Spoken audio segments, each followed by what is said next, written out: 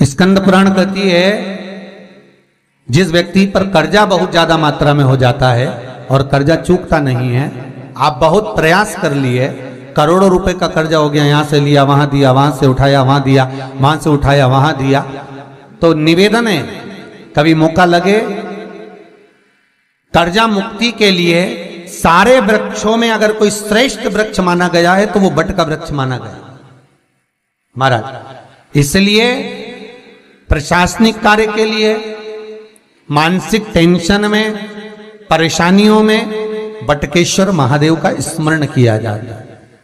और यदि निवेदन करूंगा बहुत ज्यादा, यदि आपको कर्जा हो गया है, बहुत ज्यादा कर्जा हो गया और वो कर्जा चूक ही नहीं रहा, तो थोड़े दिन बड़ के पेड़ के नीचे आप बटकेश्वर महादेव के लिए एक लोटा पानी, उसमें थोड़ा सा पिसा हुआ चावल पीस के गला लेना चावल को और पीस लेना, पीस के उस पानी में मिला लेना और मिलाकर उसमें थोड़ी सी हल्दी पिसी हुई डालकर बटकेश्वर महादेव के नाम से बड़ के पेड़ के नीचे अपनी कामना कर कर जो कर्जा हुआ है उस कर्जे का भान देते हुए, स्मरण देते हुए छोड़ दीजिए महाराज।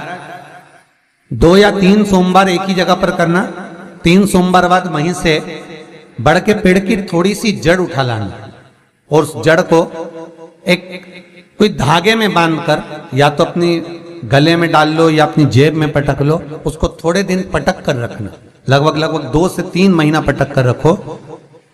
वो जड़ जैसे बड़ का पेड़ विस्तार होता है, पानी गिरे ना गिरे, जल वृष्टि हो ना हो, गर्मी पड़े ना पड़े, उसको कोई फर्क नहीं पड़ता, बड़ का वृक्ष आप रूप फैलता जाता, उसकी जड़ें अपने आप प्रबल होती है। उसी तरह ये बटकेश्वर महादेव कहीं से भी अगर जड़ आपके पास में रखी है 1 महीना, 2 महीना, 3 महीना तक, तो ये जड़ अपने आप लक्ष्मी को पकड़कर खींच कर लाती है और कर्जे से मुक्त कर देती। बटकेश्वर महादेव का स्मरण सुख का देना हो महाराज। ऐसा कोई कार्य नहीं जिसमें पशुपति व्रत लाख ना करे, बस दिल से अगर आपने पशुपति व्रत करा है, बाबा विश्वनाथ के 5 पशुपति व्रत होते हैं, किसी भी सोमवार से चालू कर सकते हैं। बस करना क्या है, सुबह पूजन की थाली लगाकर लेकर जाना है, शंकर भगवान के शिवलिंग की पूजन करना है, मंदिर में अभिषेक पूजन करो, वो थाली वापिस लेकर आ जाओ, घर में रख दो। उसी थाली में शाम के समय प्रदोष काल में सूर्य डूब रहा हो, उसके कुछ ही समय के बाद आप आनंद में 6 दिए घर से लेकर जाओ, थोड़ा सा मीठा बनाकर लेकर जाओ और 5 दिए शंकर जी के मंदिर में लगाओ। पूजन करने के बाद में मीठे के 3 हिस्से कर दो, 2 हिस्से बाबा के मंदिर में अलग अलग रखिए, एक ही प्लेट में 2 हिस्से नहीं रखना है, दोनों हिस्सों को अलग अलग कटोरी में, अलग अलग दोने में, अलग अलग प्लेट में बाबा को रख दो और एक हिस्सा, एक दिया लेकर आ जाइए। घर के दरवाजे में प्रवेश करते समय राइट भाग में एक दिया घी का लगा दीजिए जो लेकर आए हो मंदिर से, उसको जला के नहीं लाना है, वहीं पर जलाना। दरवाजे के पास आराम से बैठो, दिया जलाओ और प्रसाद लेकर अपनी कामना कर कर घर के अंदर सीधा पांव रखकर अंदर चले जाओ। सवेरे फरियाल करो, शाम को भोजन करो। जब भोजन करो उस समय पर जो मीठे का आपने भोग लगाया था भोलेनाथ जी को, जिसका एक हिस्सा लेकर आए हो, सबसे पहले भोजन में वो हिस्सा खाओ। प्रसाद का जो हिस्सा लेकर आए हो उसमें से किसी को वो हिस्से में से प्रसाद नहीं देना, चाहे घर में बच्चे हों चाहे बड़े हों। आपको ज्यादा प्रसाद ले जाना तो अलग से ले जाओ, पर उस हिस्से में से किसी को प्रसाद ना दें। और वो प्रसाद पहले पाकर फिर आप भोजन प्रसादी ग्रहण करें। पर इसका नियम यह है कि प्रसाद जब आप लेकर आते हैं, आपको पहले भी कथा में कहा कि शंकर का प्रसाद रात भर नहीं रखा था।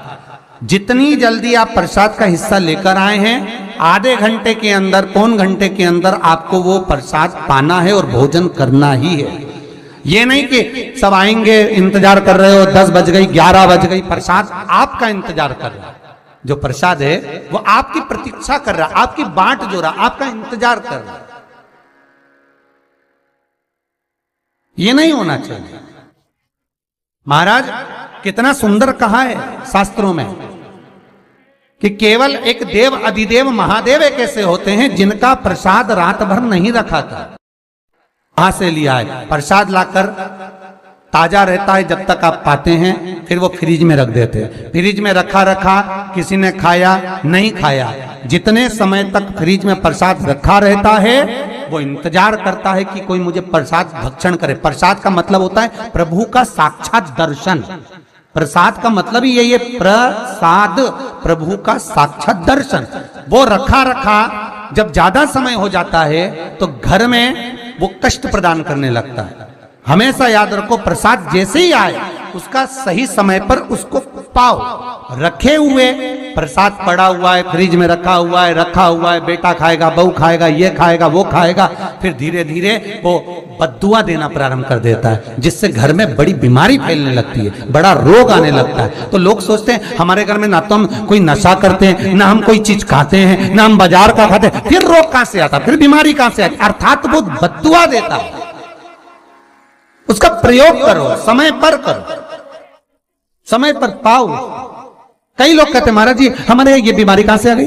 जरा पत्रिका में तो कोई बीमारी ही नहीं दिख रही। हमने तो सबसे पूछा ये बीमारी का योग ही नहीं है, फिर बीमारी कहां से आई? ना तो हम कोई व्यसन करते हैं, ना कोई मद्रापान करते हैं, ना कोई मांसाहार, फिर ये बीमारी कहां? उसका कारण है कि तुम उस प्रसाद का लाकर महीनों तक पड़ा हुआ है, इंतजार कर रहे हो, खाएंगे खाएंगे, आखिरी में फिर वो काम वाली को दे दिया। काम वाली इतनी चतुर आज के जमाने की, बासी माल खाएंगे, अटक दी।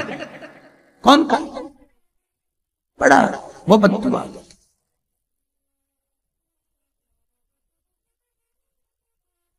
जितना आपको पाना है, जितना आपको लेना है, उतना प्रयोग करो। ज्यादा रखकर बहुत दिनों तक पड़ा है, खोर रखी है, मोहन थाल रखा है, लड्डू रखा है, पेड़ा रखा है, कुछ सामान रखा, नहीं भाई, जितना बने उतना लाओ, नहीं तो किसी को तुरंत बांट दो, समापन करो। पर अपने यहां पर बहुत दिन तक रखकर उसका बाबा स्वयं, मेरा श्री जी बाबा, मेरे तिरुपति बाबा, मेरा गोवर्धन नाथ, मेरा भोलेनाथ, उस प्रसाद के रूप में तुम्हारे घर में कितने दिन इंतजार करे कि मैं तेरे भीतर प्रवेश करूं, पर तू कराए नहीं, पड़ा है, रखा रहने दो, मन नहीं करता। शक्तियों जैसा कर्म मत करो जिससे हमें कष्ट की। कई लोग कहते हैं हमने पशुपति व्रत करा, हमारा बहुत काम हुआ। कई लोग कहते हैं हमने करा पर हमको अभी तक उसका कारण है कि तुम बहुत देर तक प्रसाद को इंतजार करा रहे हो। तो बाबा भी आपको इंतजार करा रहा है, मेरा विश्वनाथ भी इंतजार कर रहा है। उस समय अवधि का भान होना चाहिए। निगाह हटी, दुर्घटना घटी, बस ध्यान रखो। हम कहते हैं कि हम पूजन करते हैं, हम पाठ करते हैं, हम अर्चना करते हैं, हम अनुष्ठान करते हैं, हम भगवान की सेवा करते हैं, फिर दुख हमको ही क्यों आता है? उसका कारण केवल इतना सा कि दुख हम खुद बुलाते हैं, दूसरा नहीं, हम स्वतः। पशुपति व्रत 5 व्रत करो। 5 व्रत पूर्ण होने पर कई माताएं कहती है कि बीच में हमारे व्रत छूट जाते हैं रजस्वला धर्म के समय पर, तो व्रत तो करना पड़ेगा पर पूजन नहीं होगी और वो गिनती में भी नहीं आएगा। पर व्रत करना है पर गिनती में नहीं आएगा। पूजन भले मत करो, 7 दिन बाद आप जो व्रत करें वो अपने ऊपर है, पर गिनती में नहीं आएगा। व्रत करना पड़ेगा। गिनती में तब आएगा जब दरवाजे पर आप दिया लगाएंगे, जितने दिए आपने लगाए उसी गिनती में आएगा।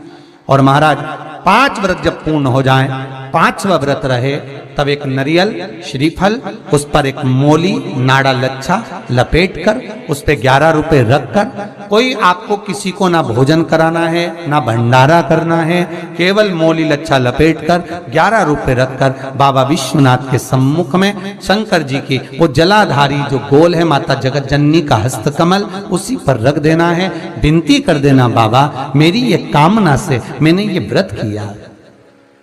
जो पशुपति व्रत स्कंद पुराण में, लिंग पुराण में, नर्मदा पुराण में, शिव महापुराण में, पद्म पुराण के अंदर वर्णन किया, वो व्रत मैंने किया। बाबा मेरे इस व्रत को स्वीकार करना, मेरी कामना पूर्ण करना। बाबा को झोली पसार कर प्रणाम करो और अपने घर को चल जाओ। बस यही 5 व्रत का विधान। पशुपति व्रत ऐसा कोई काम नहीं जो ना हो, बस दिल से अगर व्रत किया है तो बाबा मनोकामना पूर्ण तो करे ही है।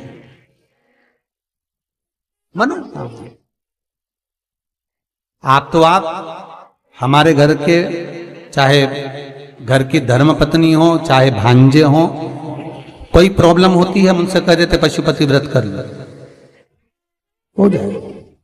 बस पशुपति व्रत में आपका भाव शुद्ध होना चाहिए। निर्मल चित्त निर्मल मन सो मोहि पावा, मोहि छल छिद्र कपट ना भावा। निर्मलता के भाव में भगवान मिल सकता है। और फिर निवेदन करूंगा, एक लोटा पानी चढ़ाओ ना चढ़ाओ, पर बाबा से दिल से आप मिलो तो, एक बार दिल से उससे कहो तो।